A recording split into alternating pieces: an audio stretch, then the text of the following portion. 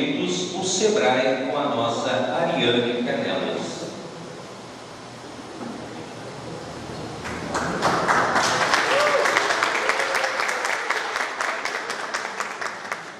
Bom dia, tudo bem? É um prazer estar aqui em Cunha, na pessoa do prefeito Zé Éder. Cumprimento todas as autoridades, todas as pessoas presentes. Agradecer o convite da Cláudia para a gente estar aqui. A gente modificou um pouquinho o tema, a gente não vai falar de limite de crédito, a gente vai falar um pouquinho sobre tendências de turismo. E aí vou chamar um especialista, que é o Márcio Araújo, da nossa equipe, para falar um pouco sobre tendências, para que a gente possa aproveitar, né, a economia criativa e trazer um pouco para vocês do que o SEBRAE vem fazendo também. Hoje a gente está falando de uma série de oportunidades, né, de como conhecer, mas como a gente oportunizar. E para isso a gente precisa das pessoas, de todo mundo que está aqui.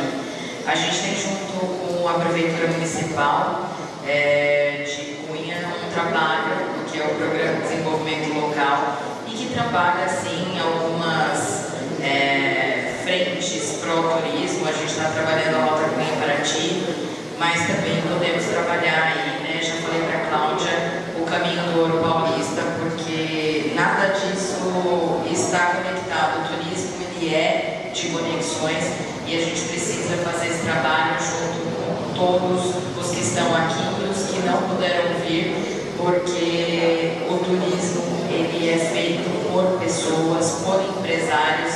Obviamente o poder público e as entidades podem proporcionar, né, conhecimento, como foi dito aqui anteriormente, qualificação, mas ele é feito por vocês e para vocês. Então a gente conta com todo mundo, com os próximos desenvolvimentos, com as próximas qualificações que a gente vai trazer. Então, Márcio, por favor, muita gente aqui já deve conhecer o Márcio, mas ele vai falar um pouquinho aí sobre tendências para que a gente olhe para o caminho e construa aí uma direção para o futuro, não só de Cunha, mas, né, desse caminho também. Por favor, Márcio.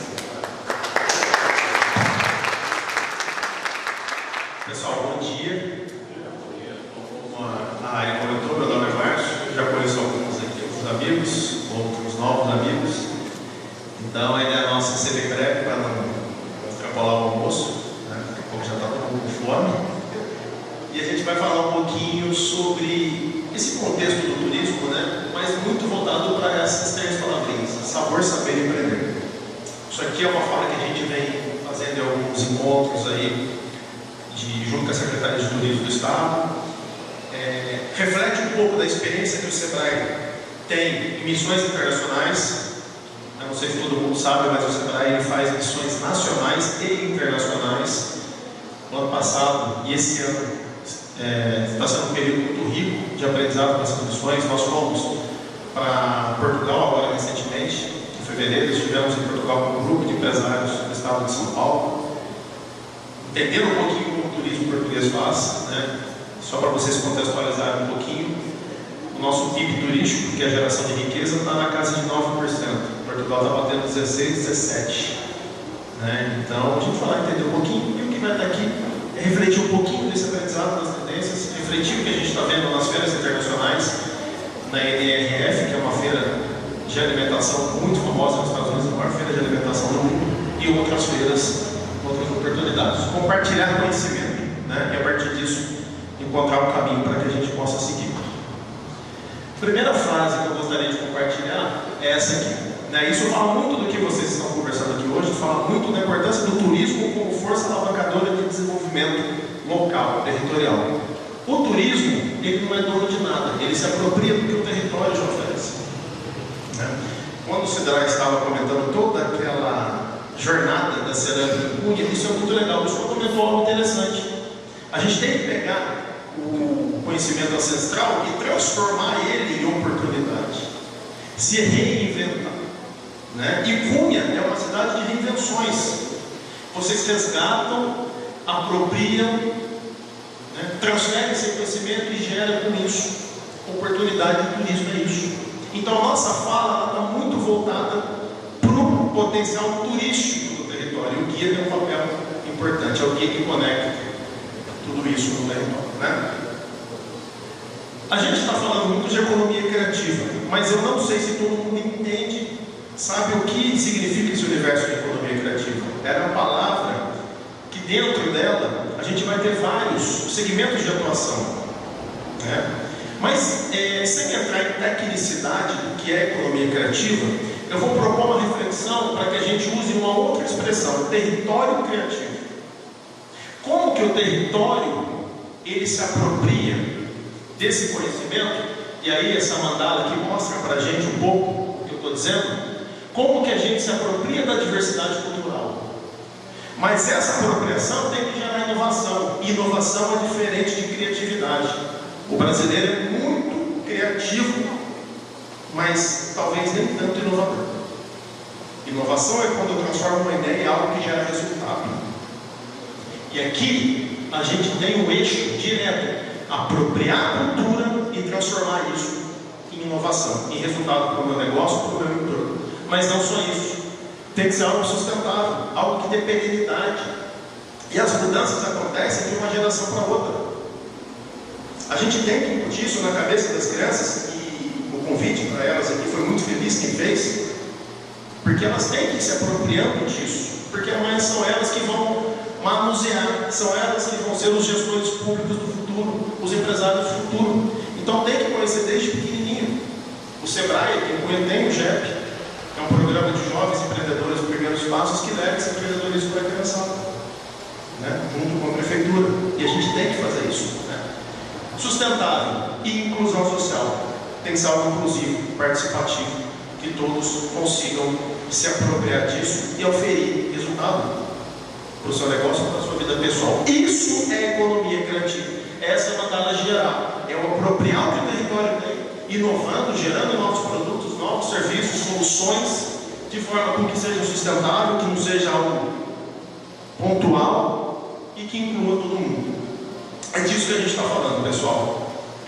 E aí eu proponho, eu deixo essa reflexão, que a gente possa entender isso não como economia criativa. Economia criativa remete a dado, remete a número, mas que a gente possa usar a expressão território criativo. Isso faz sentido, né? E a gente traz aí a nossa esteira turismo criativo, que é a moda propulsora, né, do território de hoje.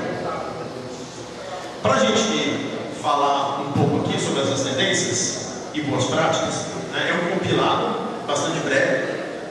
A gente trouxe aí 6 conectores. A gente vai falar um pouquinho sobre sustentabilidade, ética e propósito, saudabilidade e bem-estar, sensorialidade e prazer, e aqui um foco muito grande em gastronomia, né, e na produção associada, conveniência e praticidade, confiabilidade e qualidade e a gestão de negócios. Tudo isso se conecta e traz para a gente ferramentas, conhecimentos para que a gente possa tornar o nosso negócio, o nosso segmento mais atrativo, com melhores resultados.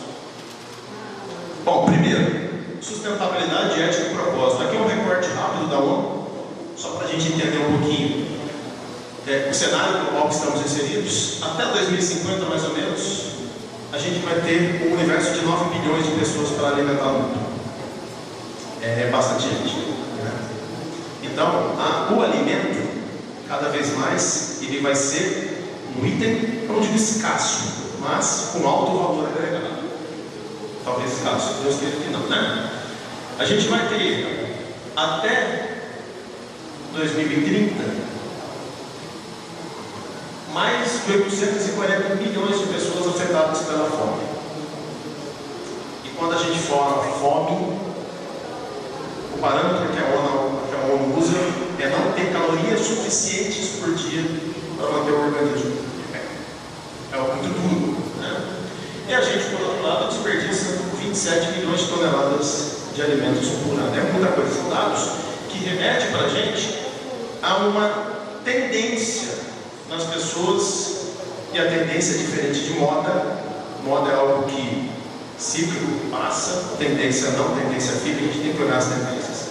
E entender a questão da sustentabilidade como valor agregado do nosso negócio, do nosso território. Reduzir desperdício de alimento.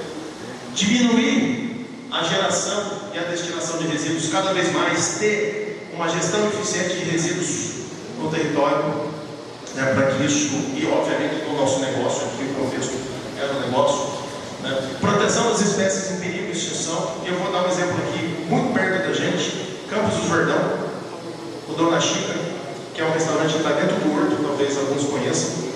O Anderson, o proprietário, ele faz um trabalho de proteção do papagaio de peito roxo, que é um papagaio que tem na região da Mantiqueira. Dentro do que ele consegue fazer, ele está fazendo a parte dele. Isso vai reverberando. Então, ter isso como essência do negócio, né? Valorizar a agricultura familiar, local, sazonal e a pecuária sustentável. E cardápios sazonais, cardápios enxutos, cardápios conectados com as tendências que as pessoas. Pessoal, tem que ter ética, tem que ter propósito. Cada vez mais isso é valorizado, isso é buscado pelo turista, pelo consumidor. Saudabilidade e bem-estar. E aqui eu trago um recorte ali do lado.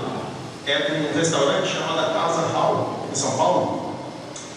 E foi feita uma matéria na Exame, a gente só recortou o trecho da matéria, que ele é interessante. Esse restaurante ele tem um cardápio 100% baseado em plantas. E 70% dos clientes não são veganos. Olha que interessante, né? Então isso mostra para a gente que é um caminho, é algo que está apontando para um lado, né? E aí, opções mais saudáveis e nutritivas, hoje, não é algo para o lado, é algo que veio para ficar, né? Vegetarianismo, vegano, alérgico, celíaco, eu falo por mim, eu não como carne. Há 10 anos atrás eu sofria. Hoje eu não sofro mais, muito pelo contrário. Eu encontro opções sensacionais aonde eu vou. Então isso está permeando, a gente tem que estar atento a isso. Proteínas alternativas, plant-based, cada vez mais presente. Valorização do local e do regional. Valorize o que vocês têm no território. É muito legal o queijo, lá não sei de onde, do estado, mas tem queijo ótimo aqui. Valorize esse queijo, se aproprie disso. Traga a produção local para dentro do cardápio. E bebidas sem álcool também. Os famosos moquiteiros. E aqui eu vou dar um outro exemplo. Vocês já perceberam o posicionamento da Heineken, com a Heineken Zero? O que a Heineken está fazendo com a Heineken Zero? Ela não está colocando a Heineken como uma Heineken sem álcool. É um outro produto. Eles estão investindo fortemente em marketing para mostrar que você pode brindar de forma saudável. A escolha é tua. E isso é importante. A escolha tem que ser do cliente, mas o empresariado tem que direcionar. Engenharia de cardápio, quem tem restaurante sabe disso, né?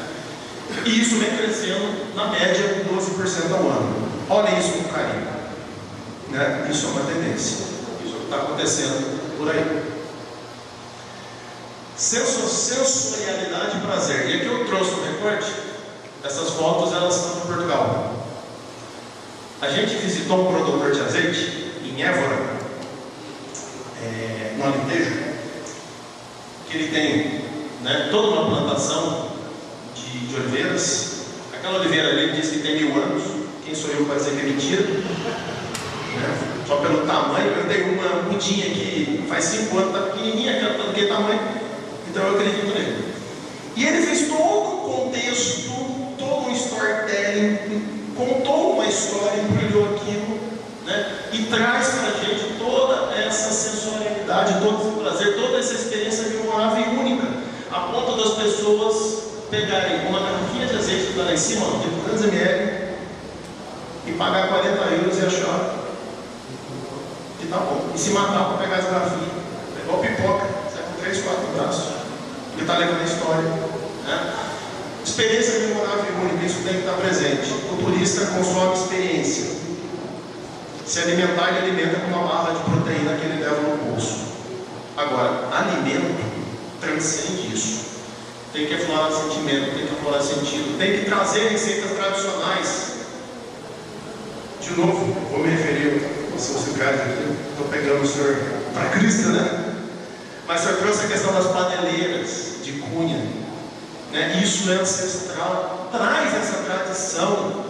A gente não pode ir no restaurante e não ter isso, se aproprie disso, né? Traga as receitas tradicionais do território para dentro da experiência, né? Traga o oferta do Regional do Oeste, para a gente estar entre duas serras maravilhosas, Mantiqueira, Bocaina, aquele lado do patrimônio nosso, né? A gente está inserido dentro da montanha. Traga o prazer sem culpa, alimentação não pode gerar culpa. Socialização em torno da alimentação, harmonização e toda receita, todo ingrediente, todo estabelecimento tem uma história. A gente tem que descobrir essas histórias, contar essas histórias e vender essas histórias da melhor forma possível. Isso aqui foi um exemplo sensacional. A gente visitou uma outra vinícola, um produtor, uma vinícola agora, chamada Herdade do Cebolão. Fica numa cidadezinha chamada Melides, pequenininha, quase perto de Lisboa, numa região chamada Comporta, bem no Oceano Atlântico. Ele é pequenininho, uma produção super pequena. Ele recebeu a gente com um cozido que ele fez no meio das pedras. Totó andando para lá e para cá, né? Tranquilo, todo mundo à vontade. Ele contava uma história. Ele falava: olha, esse cozido é a forma como a gente lá atrás, com meus avós, fazíamos no meio da plantação, quando a gente estava colhendo as azeitonas, quando a gente estava colhendo as uvas. A gente levava o cozido, reunia as pedras, fazia o fogo e todo mundo se servia. Não tem faca para cortar o pão? Não, porque pão é algo sagrado, você tem que romper com a mão. E você dá o pão para quem está do seu lado. E todo mundo comeu aquilo, achou maravilhoso. Né? E se a gente olha aquilo só com olhos frios, não é nada, mas aquilo é uma experiência incrível. Né? Que a gente pode fazer, pode trazer para o nosso dia a dia e deve trazer. Conveniência e praticidade. Pessoal, pode parecer que está longe da gente, mas cada vez mais, quem tem negócio, restaurante, pousada principalmente, comércio, olha a inteligência artificial, olha o que tem por aí. Eu dei um exemplo simples outro dia, para pousadas, sobre a utilização de Alexa, por exemplo. Sabe aquela Alexa? Que a gente usa para pedir música, para perguntar a temperatura, para falar, para chamar o gato, para fazer piada, a Alexa responder. Tem gente usando aquilo como concierge dentro do quarto. E bota a lâmpada inteligente e a Alexa comanda a iluminação, apaga a iluminação. Você pede para a Alexa as coisas. Quando está conectado com a Alexa lá na recepção, a Alexa lá fala o que o quarto está pedindo. E você gasta 200, 300 reais numa Alexa. Você tem 5 quartos, você investe R$1.500. Isso gera um resultado absurdo porque as pessoas enxergam valor naquilo.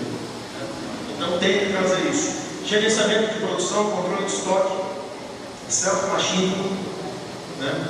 Dentro do possível, trazer o conforto humano, mas dar um conforto também da escolha, né, para quem quer. Então ter aquelas máquinas de autosserviço dentro do possível para que a pessoa também se sirva. Isso é uma tendência. Equipamentos compactos, multifuncionais e conectados, inteligência artificial, rede, internet tem que ser de graça, libere a internet, pelo amor de Deus. Não botem aquelas senhas complexas, usem hotspot. Quando a gente entra e conecta pelo Google, conecta pelo Facebook, para que vocês, empresários, consumam, peguem esses rastros de internet dos turistas e possam trabalhar com isso de forma estratégica. Vocês viram aquele mapa? O recorte do Google que estava aqui antes da rota? Estava um pouquinho antes da minha apresentação. A gente estava comentando aqui a área. A primeira coisa que a área falou: nossa, não tem ninguém com presença digital na rota. Tem um caminho que tem 2 pinguinhos. O que isso mostra? Que todos os estabelecimentos que estão ali não têm presença digital. E quem não existe digitalmente não existe em lugar nenhum. Simples assim. Ponto. Isso a gente tem que entender e buscar os caminhos, né? Adequação das experiências à jornada do turista. O turista tem uma jornada. A gente falou disso aqui em Cunha, no começo do ano. Tivemos um programa aqui falando da jornada do turista. E ela começa lá no pré-viagem, quando o turista está decidindo para onde ele quer ir. Se não tiver atratividade, outro destino pega. Então isso leva com que a gente, empresários, conversem a mesma língua, se integrem e faça divulgação alinhada com o território. Tem que todo mundo estar falando a mesma língua, né? Serviços e experiências associadas cada vez mais conectados às coisas, e aí o guia tem um papel essencial aqui. Ele faz a conexão e uso de realidade virtual e experiências digitais como valor preponderante na decisão de compra. Hoje está ao alcance de todo mundo. Então, se eu tenho uma propriedade que tem uma vista sensacional, cara, faz um filme, em realidade virtual daquele encontro na internet, para que as pessoas enxerguem, né, o como vão caminhar. O Sebrae tem um programa de startup, o Start, e a gente está com um grupo de startupeiros, né, trabalhando, deixa eu voltar um pouquinho, só fechar aqui, trabalhando uma jornada com eles, e tem um grupo que é de Areias. Eles estão fazendo um trabalho de realidade virtual na cidade, na Areias. Então, você anda por Areias e você olha na igreja com o celular na mão, você vai ver fotos de como era Areias na década de 20. Cara, a molecada está aí para pensar. O que a gente tem que dar? Subsídio para que eles desenvolvam. Né? Isso aqui, cada vez mais, a gente tem que olhar com carinho. Confiabilidade e qualidade. Produção com confiabilidade e qualidade. Restaurante. Foco aqui. Investimento na melhoria do processo de compra. Né? Então isso faz com que o restaurante tenha resultados melhores. CMV. Quem é dono do restaurante aqui? CMV, custo da mercadoria vendida, é algo que tem que estar na ponta do lápis. Verdade ou mentira, cara? Alimentos frescos, orgânicos, trazer isso para a realidade. De novo, vou dar um exemplo do Anderson, lá em Campos. Ele abriu um restaurante chamado Dona China na Horta. É um restaurante e do lado é uma horta. Então quem está lá, a criança, vai lá, tira a cenoura do lado da mesa, porque as mesas estão espalhadas pela horta, colhe o alface, colhe ali, ele leva para a cozinha, prepara e serve no prato. Cozinha afetiva. Cara, qual o valor que isso tem? É incomensurável. Né? Ideia sim. Integração dos canais de venda. Então, quem trabalha com loja física, delivery, marketplace, dark kitchen, teve muita gente que fez a dark kitchen na época da pandemia, que é aquela cozinha para dentro, para fazer delivery. Isso tem que estar integrado. Né? Trabalhe de forma integrada. Integrem os processos, padronizem, tenham ficha técnica. Façam engenharia de cardápio. Eu sempre brinco com o exemplo do Outback. Aquele restaurante que tem costela, tem uma cebola, tem não sei o quê. Você vai no Outback, tem duas fotos enormes, da costela e da cebola. Por quê? Porque ele quer que você consuma aquilo. É o que está mais central para ele, engenharia de cardápio. Para você direcionar o consumo. Né? Produção com rastreabilidade. Isso agrega valor para o cliente, para o turista. Vou dar um exemplo de Pelotas. Pelotas agora está se firmando como capital do doce. Uma produção de doce, estão investindo nisso, estão se organizando. E o que eles fizeram? Muito legal. Compra o doce, aí vem numa caixinha, e na caixinha vem um QR Code. E a pessoa vai lá no celular, bate o celular no QR Code da caixinha e fala: esse doce foi produzido pela Dona Maria. A família da Dona Maria tem raízes italianas, e chegaram aqui em Pelotas em 1000, não sei quanto. Ela usa ingredientes, não sei o que, conta a história do doce. Agrega valor, coisa simples, né? E regularização e adequação legal da produção. Isso agrega valor. Eu não estou nem falando de questão fitossanitária. Isso é uma questão legal. Isso não é escolha. Isso tem que ser feito. Isso agrega valor para a produção. Queijo com sistema de inspeção municipal e aqui em Cunha, vocês têm o sim? Vocês têm sistema de inspeção municipal? Agrega valor. Traz confiabilidade. Busquem sempre a regularização para que vocês tenham olhos estratégicos, possam olhar para cima, possam avançar. Né? Então isso aqui é algo que as pessoas buscam. E a gente vê isso na prática. Né? Último pilar, gestão de negócios.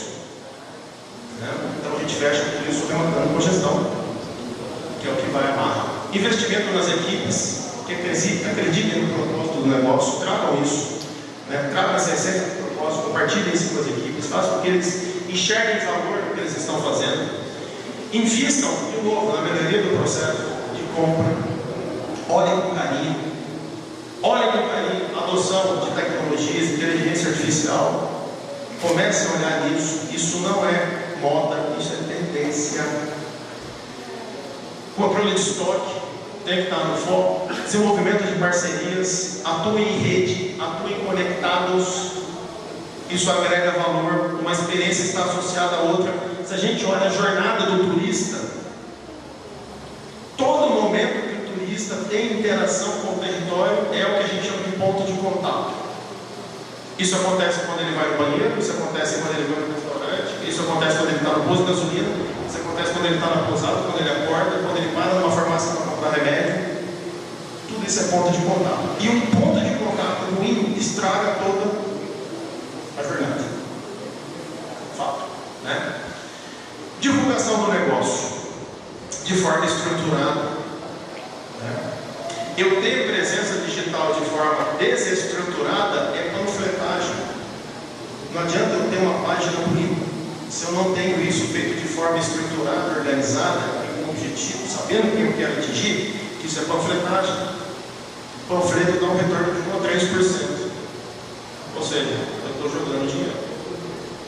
Então, saber o que fazer, saber como fazer, e não é fazer coisas astronômicas, mas é fazer de forma organizada, de forma conectada, para aumentar a relevância, aumentar o alcance. Se eu me conecto a outros negócios e todo mundo fala a mesma língua, junto com o destino, isso ganha alcance, ganha relevância, chega mais gente, promove destino com menos esforço.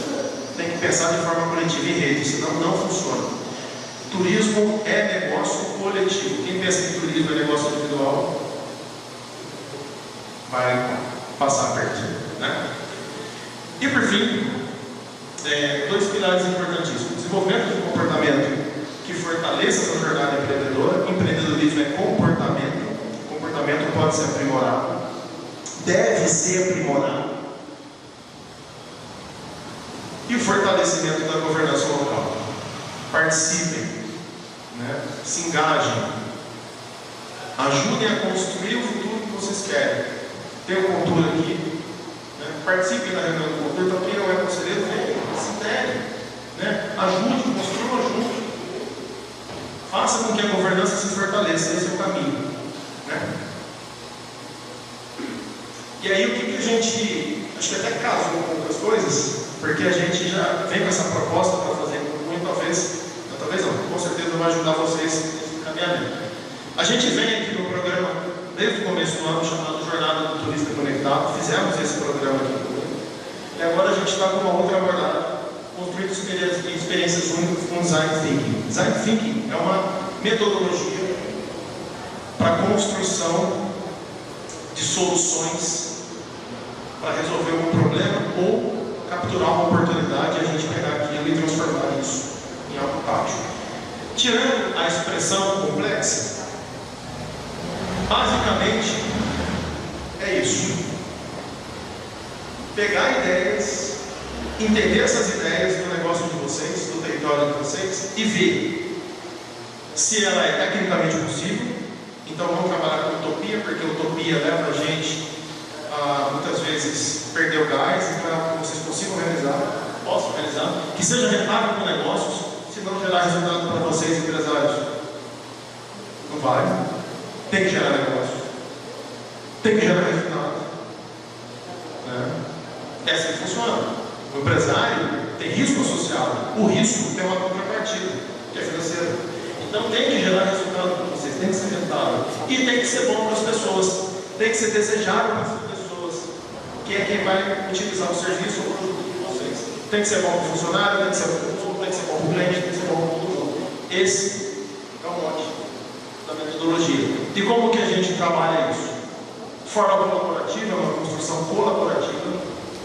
Todo mundo opina, todo mundo constrói, todo mundo é livre para colocar sua visão. Tem que ser assim.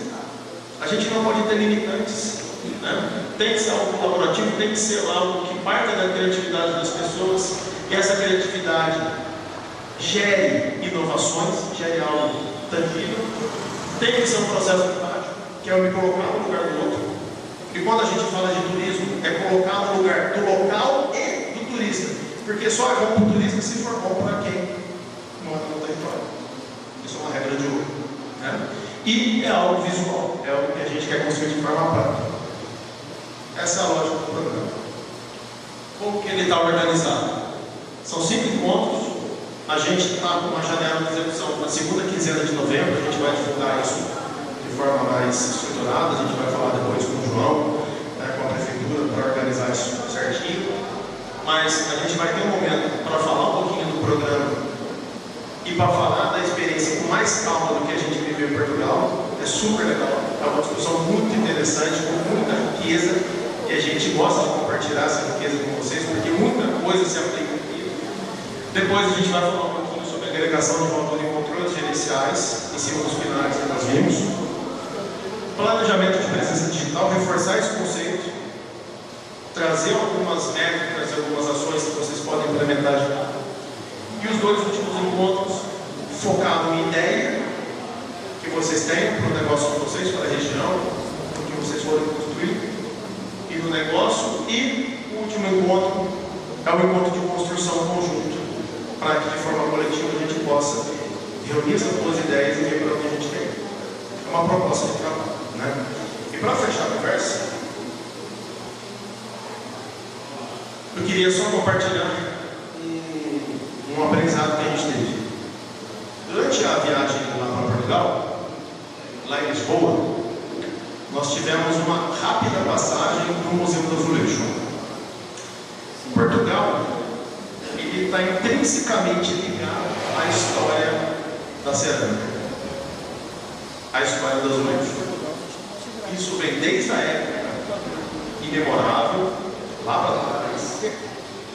Isso foi reforçado na Idade Média para frente, com a invasão dos mouros, os árabes que invadiram a Península Ibérica.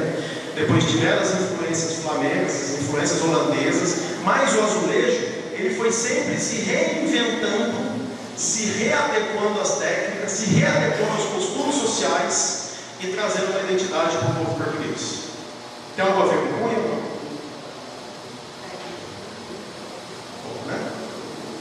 E quando a gente está com a guia explicando toda essa história para a gente, uma história fascinante, ela mostrou para a gente esse painel. Ela falou assim: pessoal, se vocês olharem os azulejos, pecinha por pecinha, vocês vão ver defeito.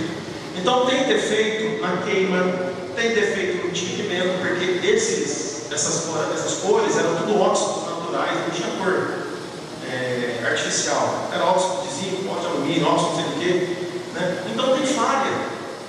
Se a gente for olhar um azulejo por azulejo, a gente vai encontrar uma falha, porque cada azulejo desse foi feito por um ser humano. Nós somos seres falíveis. Mas a gente não tem que olhar o azulejinho, a gente tem que olhar a imagem como um todo. E é assim que Portugal vem se reinventando e vem se reconstruindo. E como eu disse no começo da minha fala, isso tem tudo a ver com vocês. Né?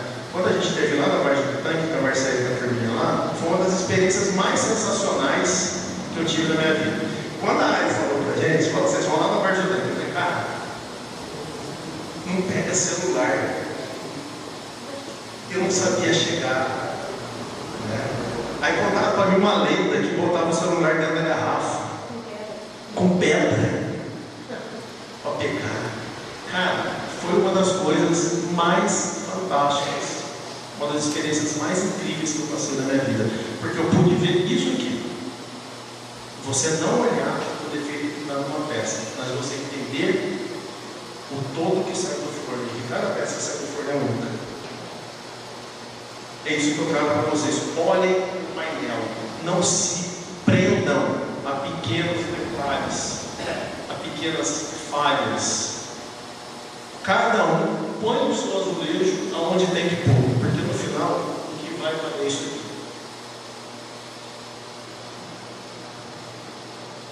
Isso aqui é o azeite lá de Portugal, o Amorecego, daquele produtor que eu comentei.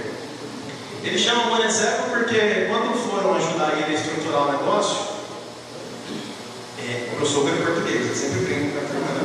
Você gasta, a gente não está mais. Mas o meu sogro é bem direto, né? O português é bem direto. O meu sogro é assim comigo, assim com a filha, com a minha esposa. E lá, o João Rosado, que é o da produção, ele falou assim: não, é muito simples. A gente perguntou por que é Amorecego. Ele falou: não, é muito simples. Porque quando eu fui montar o meu negócio, quem estava comigo falou que eu era louco. Ou falou: você está fazendo isso só porque eu Amorecego. Eu gostei do nome, Amorecego. E é uma experiência incrível. E esse aqui é o Olímpio, é um produtor de azeite que tem aqui em São Bento, Sapucaí. E aí a reflexão que a gente fez com os grupos com os empresários que estavam no grupo da viagem, é a leitura que eu faço com vocês. Sem pecar muito do que a gente viu lá, a gente vai falar isso oportunamente. A reflexão vai ser muito maior do que a gente está tendo aqui. Mas de tudo que a gente viu em Portugal, eu garanto para vocês, a gente tem tudo aqui no nosso território. A gente tem tudo aqui em Cunha, tem tudo aqui no nosso vale, tem tudo aqui na Mantiqueira, tem tudo aqui na Montanha. A gente precisa aprender a contar história, a vender história. Porque o que vocês estão falando aqui é um processo histórico. E o processo histórico ele tem duas mãos. Para trás, que já foi feito, e cabe a gente entender, compreender o tempo de fala, o que as pessoas passaram, o texto, mas tem para frente. E isso para frente a gente tem comando, a gente tem como desenhar. Muito obrigado, a gente agradece e tenha um ótimo dia.